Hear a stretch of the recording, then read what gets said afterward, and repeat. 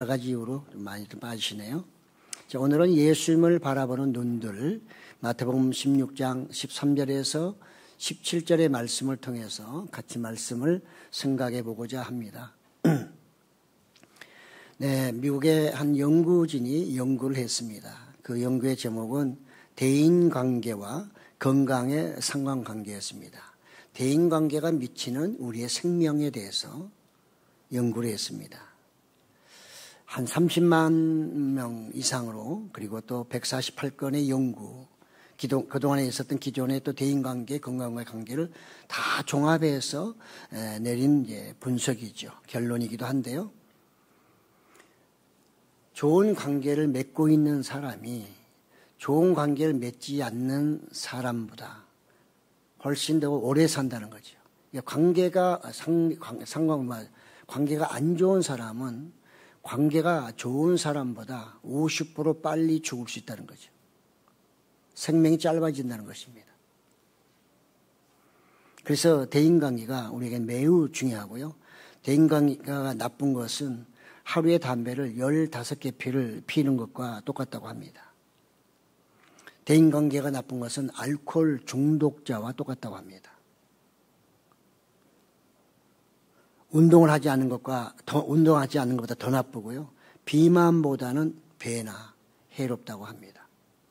그러니까 대인관계가 우리의 삶 속에서 절대적으로 필요하지만 이걸 좋은 관계를 갖고 산다는 게 쉽지 않잖아요. 그러니까 우리는 건강을 어디서만 찾아요? 운동, 음식, 이쪽에서만 찾고 있는데 이 미국의 이런 연구소 보고서를 보면 의외로 우리가 쉽게 할 수 있는 대인관계, 물론 쉽지는 않죠. 우리 마음을 관리해야 되니까요. 그래서 우리가 정말 건강하게 오래 살려면 사람들과 좋은 관계를 맺어야 되겠다 하는 결론이 나왔고요. 이렇게 본다면 우리도 신앙인으로서 건강하게 살아가는 방법은 딱 한 가지죠. 성삼위 하나님과 좋은 관계를 맺고 살면 우리의 신앙이 건강해질 것이고요. 그렇지 못하게 되면 우리 신앙 또한 건강하지 못한 그런 신앙의 길로 갈 수밖에 없을 것입니다. 네, 오늘 말씀은 너무 많이 아시고 또 그냥 안 들어도 여러분 저보다 더 훨씬 더 설교를 하실 수 있으리라 생각합니다. 그만큼 많이 듣고 다 알고 계신 말씀이죠. 그러나 우리가 또 한 가지 생각해 본다면 저는 요즘에 근심 걱정이 좀 생겼습니다. 나라의 이런 여러 가지, 그것도 문제지만 나를 포함하여 우리 모든 성도들이 이런 여러 가지 환경이 바뀌고 만약에 주님께서 또는 다른 사람을 통해서 예수를 안 믿도록 만약에 유혹하거나 또 우리의 믿음, 신앙을 물어본다고 할 때 처음부터 끝까지 나는 살아계신 하나님, 예수님을 나의 구세주로 믿습니다. 죽어도 믿겠습니다. 이렇게 말할 수 있는 사람이 얼마나 될까? 이런 근심거리가 생겼어요. 우리는 대한민국이 평상시에 아주 좋게 잘 나가는 나라인 줄 알았는데 이번에 보니까 너무너무 갈라져 있는 나라. 쉽게 아무러지기 어려운 나라가 돼버렸습니다. 저는 이런 걸 보면서 정말 예수님께서 말씀하실 때 내가 올 때 그때는 언제냐? 노아의 때가 같으리라. 우리는 너무 잘 살았습니다. 너무 많았습니다. 너무 풍족했기 때문에 놀러 다니고 나가서 즐겁게 살고 하나님 찾지 않아도 말씀 없어도 예배드리지 않아도 기도하지 않아도 전혀 괜찮은 줄 알았어요. 그 교회는 큰 어려움도 없고 문제가 없으니까 잘 가는 줄 알았는데 이 나라가 이렇게 되듯이 우리도 갑자기 어떤 영적인 환란, 신앙의 환란이 왔을 때 과연 오늘날 수많은 사람들이 그렇게 어제만 해도 서로 형님 동생 아우하며 그 다음에 내가 당신을 했던 그 사랑이 한순간에 배반하듯이 우리도 배반하지 않을까? 저를 포함하여 저는 믿음이 좋기 때문에 배반하지 않는다. 그걸 말씀드리는 게 아니라 저를 포함하여 우리도 순식간에 배신해버리지 않을까? 나 예수님 몰라요. 나 교회 다닌 적 없는데요. 이렇게 할 사람들이 과연 없을까? 하나교회는 없을까? 이런 걱정이 얼마 전부터 저에게 아주 부담스럽게 왔습니다. 이거 다시 점검해 봐야 되겠다. 우리의 믿음을 다시 한번 점검해 봐야 되겠다. 내가 어떤 상황 속에서도 주님은 정말 살아계신 하나님의 아들이십니다. 베드로의 고백처럼 나는 어떤 상황에서도 주님 말 끝까지 따르겠습니다 하는 그런 신앙의 길을 걸어갈 수 있을까? 아니면 세상의 모든 사람들 하는 걸 보면서 끝까지 한번 거짓말하고 배신해도 그거 아무것도 아니야. 신앙에서도 그렇게 혹시라도 생각하고 가고 있다면 이거는 고쳐야 되는 것입니다.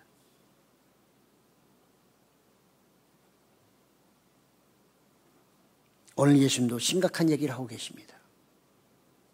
다른 사람에게 물어보는 것이 아니라 잘 따라야 되는 제자들. 믿음이 좋다고. 주님이 최고예요. 우리 선생님 최고다. 우리 정말 라보이, 우리 스승이 최고야. 우리 스승보다 더 똑똑한 스승 나와보라 그래. 아주 자랑스럽게 다니는 갈릴리 어부들입니다. 촌사람들이에요. 그들은 이 길만 가면 뭔가 얻을 수 있는 그런 확신이 있었던 거죠. 그러나 예수님에 대해서 정확히 알지는 못했던 것 같습니다. 그래서 예수님이 어찌 보면 그들의 마음을 시험도 하지만 그들에게 다시 한번 정확하게 가르쳐 주시기 위해서 오늘 가이사랴 빌립보라는 지방에서 이 말씀을 하신 것이죠. 도대체 가이사랴 빌립보라고 굳이 이렇게 왜 썼을까? 이거는 헬몬산 바로 밑에 있는 쪽이에요. 북쪽 헬몬산의 그 밑에 있는 가이사랴 빌립보 지역입니다. 헤로드 왕 빌립이 로마 황제 디베리오 가이사를 기념하기 위해서 그 산하 지어놓고 기념관을 지어놓고 그 이름을 가이사랴라. 그래서 가이사랴 빌립보 이렇게 이름을 지었던 거죠. 그럼 무슨 얘기일까요? 이 지역은 황제를 숭배하는 지역이란 뜻입니다. 수많은 사람들이 황제를 숭배하고 노마신을 숭배하는 그 지역이란 뜻이에요. 수많은 사람이 그렇게 섬기고 있을 때 진실로 너희는 나를 누구라 생각하고 사람들은 나를 뭐라고 부르고 있느냐. 이걸 예수님이 끄집어낸 것입니다. 그러니까 예수님도 아마 답답하셨던 것 같아요. 수많은 무리들이 쫓아다니고 자기 병 고쳐달라고 하고 막 하지만 병만 고쳐주면 온데간데 없고 제자들은 늘 따라다니는 하는데 도대체 이 사람들이 왜 나를 따라다니는지 알 수가 없고 그래서 과연 나를 따라다니는 이 수많은 무리 포함한 12제자들은 정말 나를 제대로 알고 있을까? 그래서 가이사랴 빌립보에서 황제를 숭배하고 이방 신들을 섬기는 그 지역에서 예수님이 내가 누구인지를 그들이 알기를 원했던 것이죠. 오늘 이 시대에 우리가 살아가면서 세상 살아가면서 과연 예수님의 위치는 여러분의 삶 속에서 예수님의 위치는 어디에 있습니까? 정말 여러분이 신앙인으로서 구원을 받은 하나님의 백성이라고 그렇게 자부하신다면 믿는다면 예수님이 정말 여러분의 모든 삶의 중심에 계신가요? 예수님이 여러분에게 너는 어찌하여 나를 믿느냐? 나를 따라오는 이가 뭐지? 라고 물어보신다면 여러분의 대답은 무엇일까요? 제자들에게 그래서 예수님이 물어봤습니다. 나를 누구라 하느냐? 제자들은 자기의 속을 드러내지 않습니다. 왜 그랬을까요? 저는 그냥 한번 생각해 봤습니다. 아마 그들은 선뜻 예수님의 정체에 대해서 정리된 게 없는 것 같아요. 예수님은 뭐라고 하지? 앞으로 이 나라 로마 정권을 완전히 뒤집어서 정말 정복해서 이제는 새로운 왕이 될 이스라엘 왕이라고 할까? 뭐 이런 쪽에 뭔가 있었겠지만 그걸 섣불리 말했다가 또 혼날 수도 있고 욕먹을 수도 있고 또 옆에 있는 사람들이 또 비아냥거릴 수도 있잖아요. 그들은 쉽게 예수님의 너희는 나를 누구라냐 할 때 대답하지 못해요. 그래서 슬그머니 다른 사람 얘기들 갖다 끄집어냅니다. 근데 사람들은요, 저 무리들은 그렇게 얘기하더라고요. 예수님에 대해서요, 뭐 죽은 세례 요한이라고도 하고요, 또 엘리야라도 하고요, 예레미야라도 하고 또 선지자 중에 하나라고 얘기를 합니다.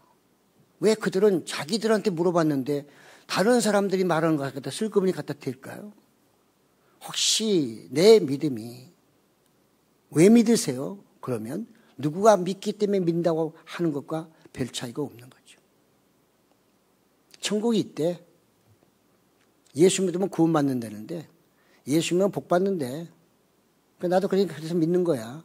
이렇게 말한 것과 별 차이가 없는 거죠.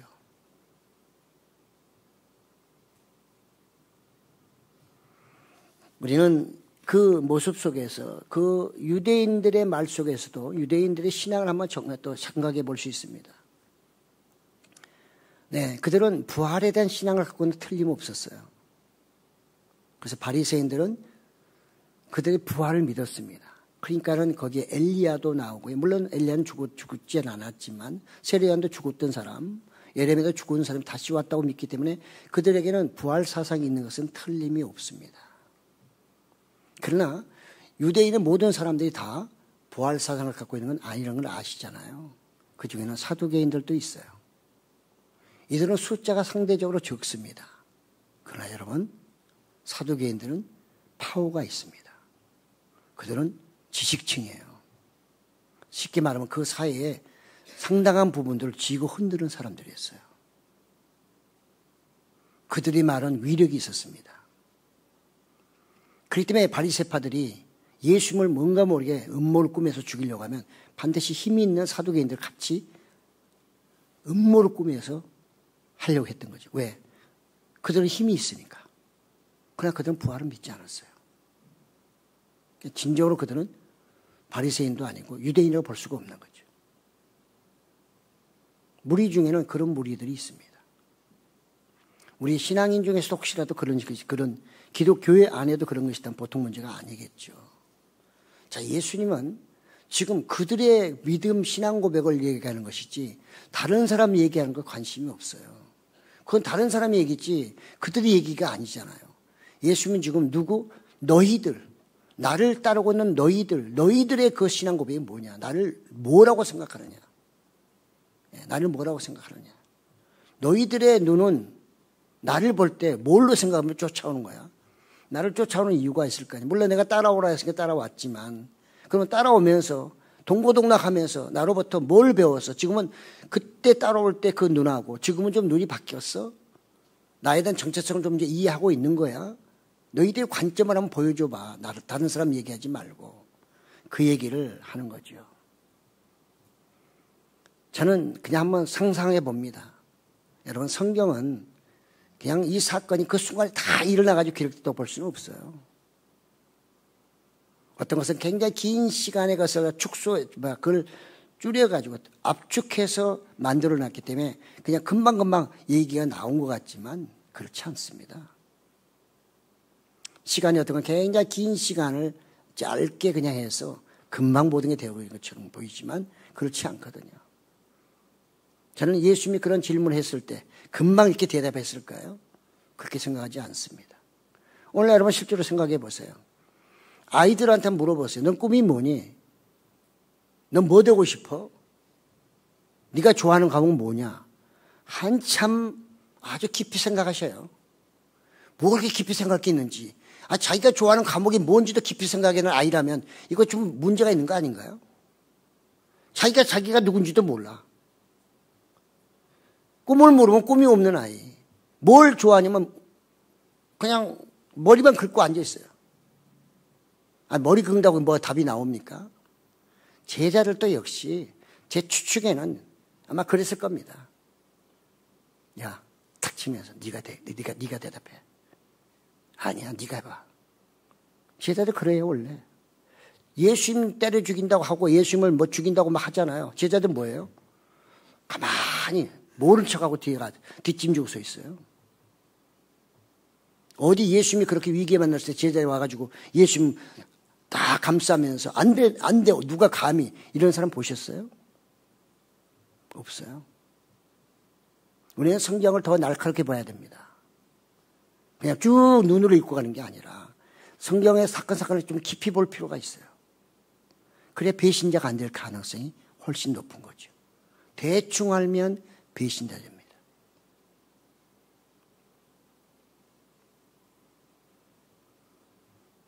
그 모든 상황 속에 예수님이 지금 예수님이 누군지를 그들에게 확인시키려면 증인이 필요해요. 증인. 예수님의 입으로 직접 하긴 그렇잖아요. 증인이 있어야 된단 말이에요. 그 증인이 누구예요? 하나님이셨어요. 그 증인은 베드로가 아니라 하나님이셨다고요. 하나님이 베드로의 입을 열어서 그에게 신앙 고백하게 하신 거예요. 그렇지 않고 베드로가 어떻게 이렇게 깊이 있는 말을 할 수가 있겠어요?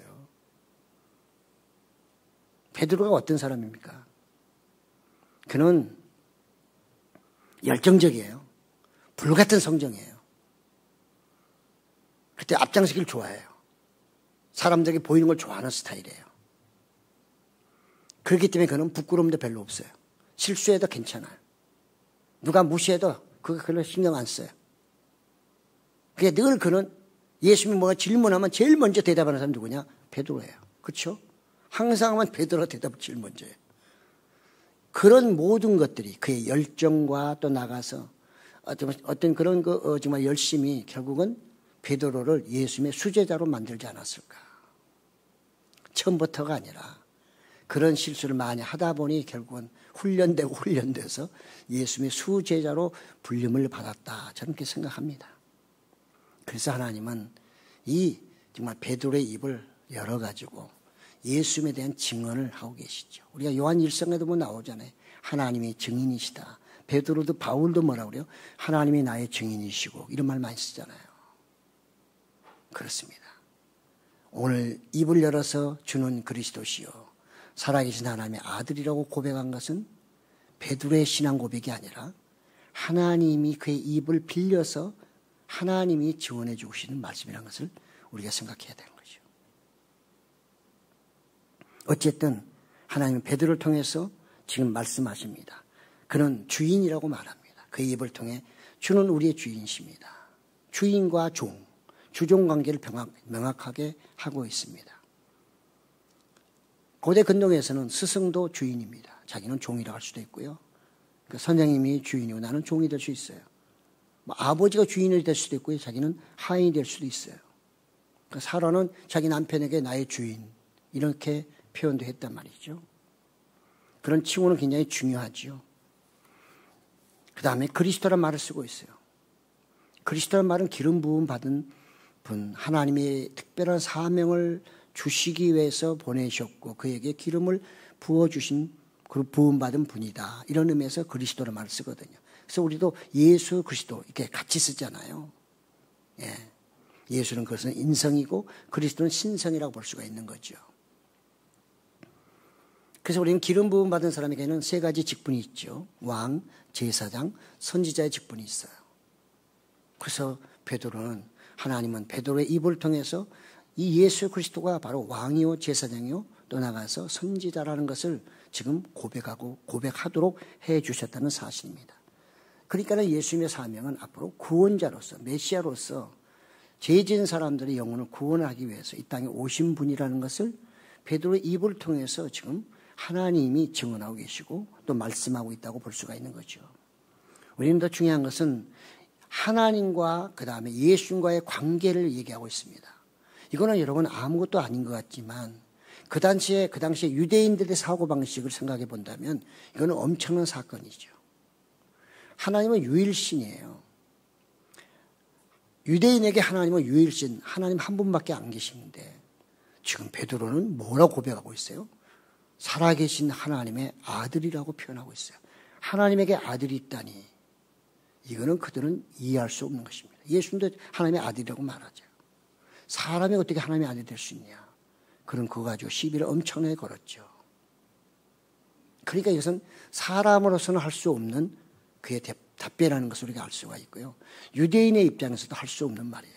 그러니까 살아계신 하나님의 아들, 예수님과 하나님은 한 가족이라고 표현하고 있는 것. 부자관계라고 하는 것은 그 당시에는 그것은 충격적인 하나의 선포였습니다. 그걸 누가 하나님의 베드로를 통해서 이렇게 말씀하고 있는 것이죠. 그렇습니다. 우리는 여기서 생각할 것이 우리의 신앙 고백이 바로 이 베드로의 신앙 고백이 되어야 된다는 거죠. 왜냐고 하면 우리 스스로는 하나님의 자녀가 될 수도 없고요. 하나님을 영접할 수도 없고 알 수도 없고 예수님을 구세주라고 시인할 수도 없어요. 하나님의 영이 우리에게 오셨다면, 하나님의 영을 갖고 있다면 누구든지 고백해야 될 것은 하나님은 살아계시다. 이걸 고백할 수 있어야 되는 거죠. 그래야 하나님과 내 관계가, 예수님과 하나님의 관계가 가족관계인 것처럼 우리도 하나님과 관계가 가족관계로 형성이 되고 우리는 입양자라는 그런 방법을 통해서 하나님의 자녀가 될 수 있는 것이거든요. 그분이 살아계시지 않다면 우리의 모든 것도 다 헛수고죠. 그분은 반드시 살아계신 하나님, 영원히 죽지 않는 하나님. 그래서 영생이라는 말을 쓸 수 있는 것입니다. 그러니까 베드로의 입을 통해서 하나님이 고백하게 하신 살아계신 하나님의 아들이라고 하는 이 살아계시다는 이 말은 너무너무 소중한 메시지죠. 정말 우리가 신앙생활 하면서 이 하나님은 우상처럼 생명이 없는 존재가 아니라 그 하나님의 생명의 원천이 있듯이 그 하나님의 살아계시다는 이 믿음만 갖고 있다면 사실은 두려울 게 없거든요. 이 믿음 하나만 있다면. 유대인들은 믿는다 해도 실제로 그들의 믿음은 이런 살아있는 믿음이 아니었어요. 율법을 지키는 데만 왔다 갔다 했지. 그리고 특히 안식을 하나 지키는 거 가지고 목숨 걸었던 사람이지 하나님이 살아계시다고 그들을 확신하지 못했어요. 그 증거로 뭐냐? 우상 숭배하는 것, 이방인의 문화를 쉽게 받아들이고 성경에서 하지 말라는 얘기를 막 해도 제의식도 없고 거리낌도 없었기 때문에 그들의 신앙은 죽은 신앙이었고 하나님은 살아계시다는 이 신앙 고백을 할 수가 없었던 사람입니다. 예수님은 그걸 너무 잘 알고 계신 거죠. 그래서 하나님이 지금 이 베드로를 통해서 그 입을 열어서 예수 그리스도가 누구인지를 지금 하나님이 증언하고 있다고 볼 수가 있는 것입니다. 그렇습니다. 유대인들이 정말 하나님이 살아계시다는 걸 제대로 믿었다면 그들은 오늘날의 저 유대인은 아니었을 것입니다. 오늘날 이스라엘도 아니었을 것이고요. 그들은 하나님을 수없이 배반했습니다. 수없이 배신했어요. 그렇기 때문에 저는 불안감이 오는 거죠. 유일신이라고 믿는 유대인들, 율법을 암송하고 어릴 때부터 교육했던 저들도 하나님을 저렇게 배신하는데 하물며 기독인인 우리라 할지라도 성령이 함께한다 할지라도 우리라고 배신 안 할 리가 있겠느냐. 이걸 생각하니까 정신이 없어요. 나라 걱정도 나라 걱정이지만 우리는 하나님의 나라를 더 걱정해야 될 사람이잖아요. 그 하나님 나라의 걱정을 내는 누가 관계가 있어요? 나하고 하나님과 관계란 말이죠. 그런데 세상이 이렇게 쉽게 변해버리듯이 우리의 믿음도 이렇게 쉽게 변해버린다면 이건 보통 문제가 아니다. 이건 정말 심각한 것이다. 그러면 우리의 믿음은 전부 다 어리석은 믿음. 하나님이 없다고 하는 사람들과 무슨 차이가 있겠는가. 그렇게 배신을 밥 먹듯이 한다면 그런 걱정이 들더란 말이죠. 그래서 우리 정체성을 다시 한번 확인해 봐야 되겠다. 그래서 제가 이 말씀을 선택하게 된 것입니다. 다 아는 말씀이에요. 뭐 설교하고도 사실은 그렇게 적은 말씀은 아니에요. 여러분이 다 알기 때문에. 그런데 이것은 설교가 중요한 게 아니고요. 가장 중요한 것은 이 베드로의 신앙 고백처럼 성령이 그의 입을 열어주신 것처럼 하나님의 영이 나와 함께 하신다면 내가 늘 하나님은 살아계셔 라는 그 고백을 어디서나 할 수 있어야 되는 것이고요. 그렇게 고백할 수 있다고 하면 우리의 믿음은 배신하지 않을 것이고 우리의 믿음은 변질되지 않을 것이고 끝까지 그 믿음을 가지고 하나님 나라에 들어갈 것입니다. 우리는 계시록에 있는 말씀 중에 7교회 중에 무서운 말씀이 뭘까요? 에베소 교회. 저는 그 에베소 교회 가장 무서운 말씀이 뭐죠? 그래 너 참 믿으면 좋아. 너는 그렇게 그냥 헌신도 많이 하고 봉사도 많이 하고 다 잘 좋거든. 믿음 엄청 좋은 믿음이야. 그러나 너는 첫 것을 버렸어. 너의 처음 것을 버렸으니 그거 찾지 아니하면 그것을 다시 그 자리로 돌아오지 아니하면 내가 떠나버릴 거야. 이거보다 무슨 말이 어디 있어요? 하나님 떠나버리신다는데, 예수님이 떠나버리신다는데요. 왜? 첫 것을 잃어버렸기 때문에. 우리에게 가장 중요한 것은 하나님은 살아계시다는 것을 고백할 수 있는 신앙인, 그것을 끝까지 그것을 유지할 수 있는 이 신앙이 우리에게는 절대적으로 필요하다는 것을 말씀하고 있는 것입니다. 예수님은 그걸 지금 제자들에게 가르치고 싶은 거예요. 너희들 나를 따르는 목적 내가 다 알아. 저 사람들은 그래도 예레미야나 뭐라고라도 얘기하지만 너희는 그것도 아니잖아. 너희는 나를 따라오는 목적, 가족 버리고 뭐 직업 버리고 나를 따라오는 목적이 뭐야? 내가 따라왔지만 너희들 마음속에는 내가 이 나라 정복해서 내가 왕이 되면 한 자리 하려고 따라다니는 거 아니야? 맞지? 베드로 네가 한번 고백해봐. 그래서 하나님이 그 입을 열어주신 거죠. 왜? 나중에 베드로는 이 믿음을 못 지켜요. 아시잖아요. 그에게 죽음의 위협이 왔을 때 한 번도 아니고 3번씩이나 예수 몰라 부인하잖아요. 이게 베드로의 얘기만 될까요? 아닙니다. 우리 모든 사람들의 그런 상황이 될 수 있다는 것 소리는 잊어버리면 안 됩니다. 우리가 엄청나게 단단한 믿음 같아도, 신의가 굉장히 좋고 의리가 대단한 사람 같아도, 성령에 충만할 때 뭐든지 할 수 있을 것 같아도 조금만 성령에 조금 가라앉으면 금방 배신하고 내가 언제 그렇게 열심히 교회 다녔던가 하면서 금방 변질되는 게 우리의 모습이 아니던가요. 그렇습니다. 저는 이 말씀을 준비하면서 살아계신 하나님, 그래도 유대인들에게 있어서는 그래도 그 중에 경건한 사람이 있었을 거예요. 없을 리는 없으니까. 항상 남은 자가 있거든요. 오늘날의 유대인들 지금 전쟁하는 걸 보면서 2차 대전 끝난 다음에 그들 나라가 없었어요.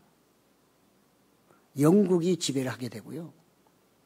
그래서 영국이 지배하면서 영국에서 이스라엘 사람들을 전부 다 들어오도록 허락해 줬어요. 왜?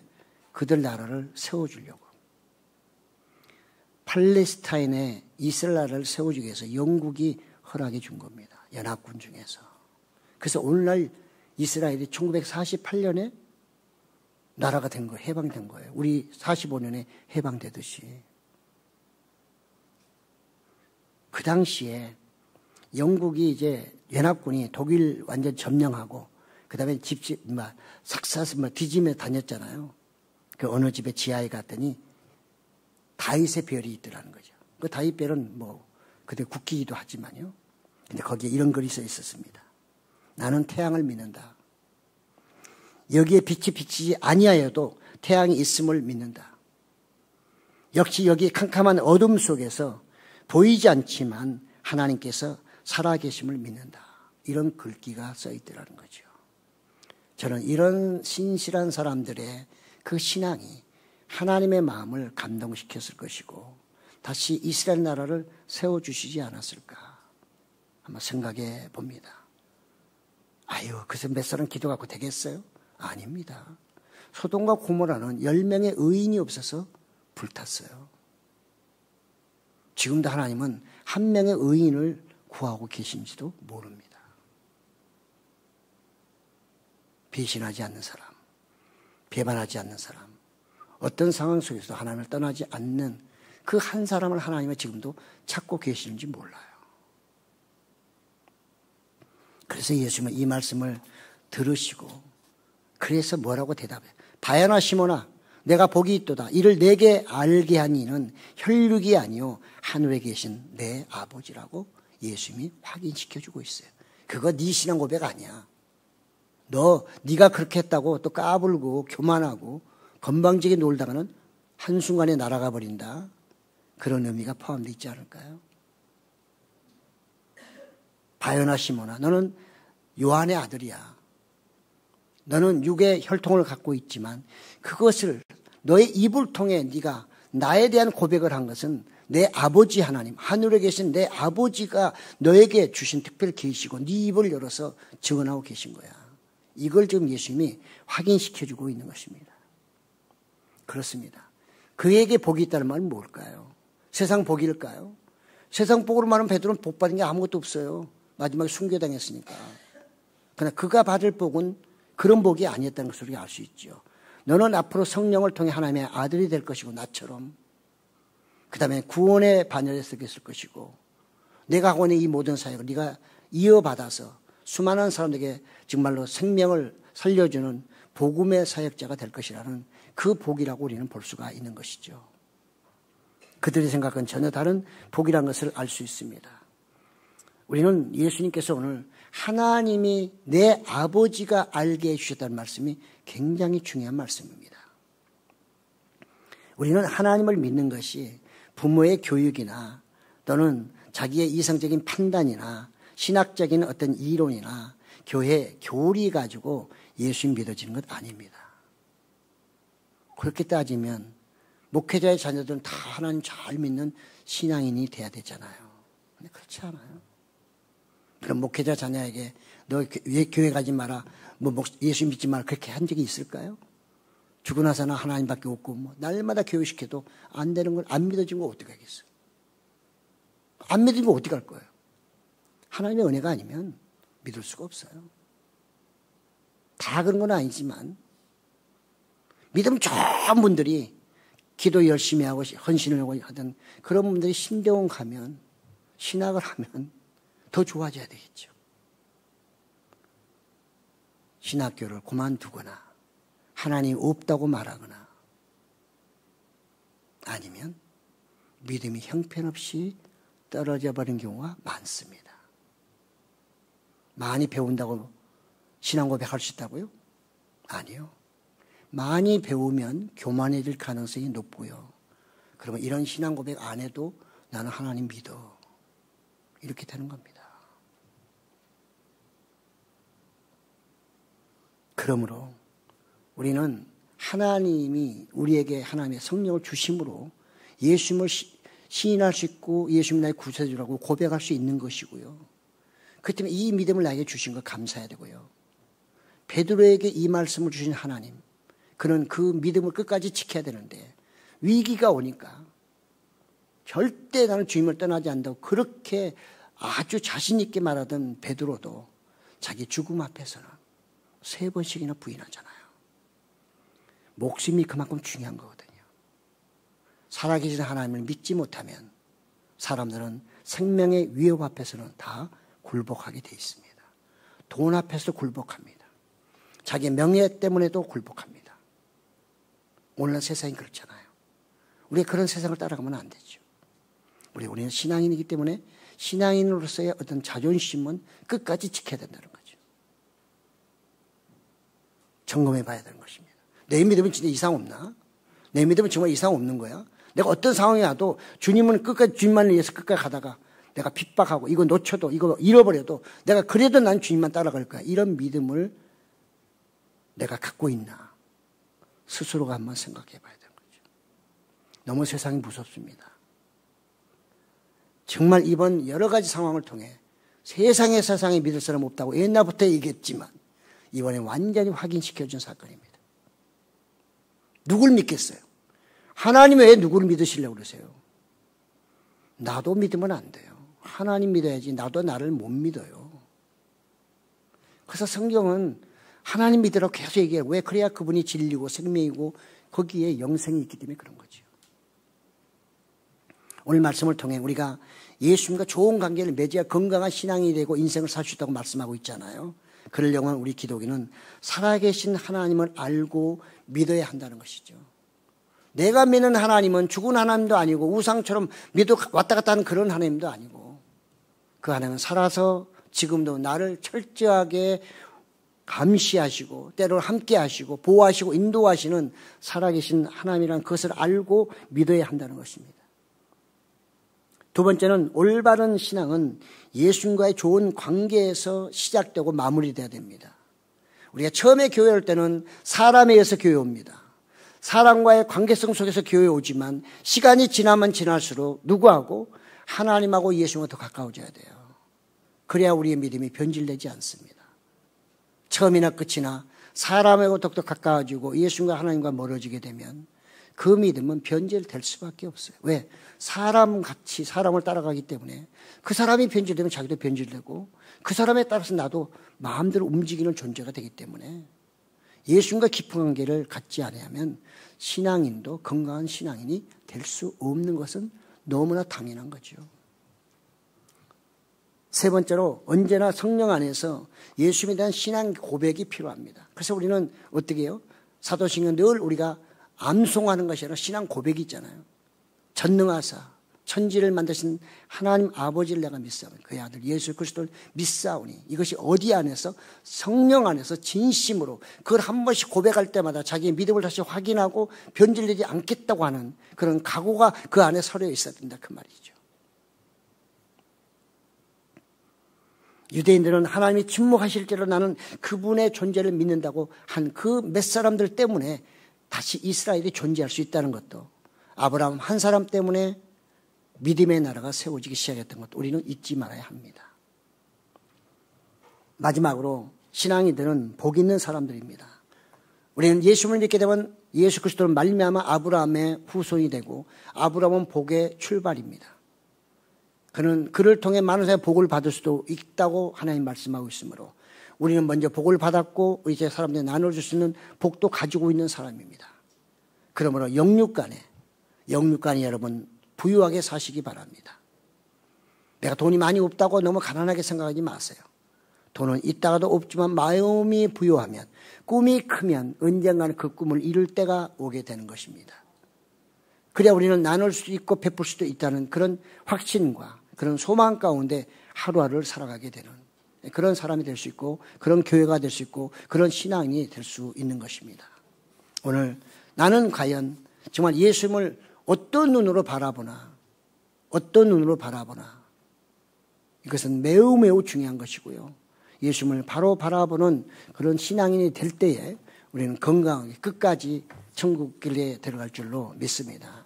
그런 은혜가 여러분에게 임하시기를 또 우리 하나교회가 늘 그 은혜를 쫓아가는 교회가 되기를 예수님의 이름으로 축복합니다. 아멘. 주님.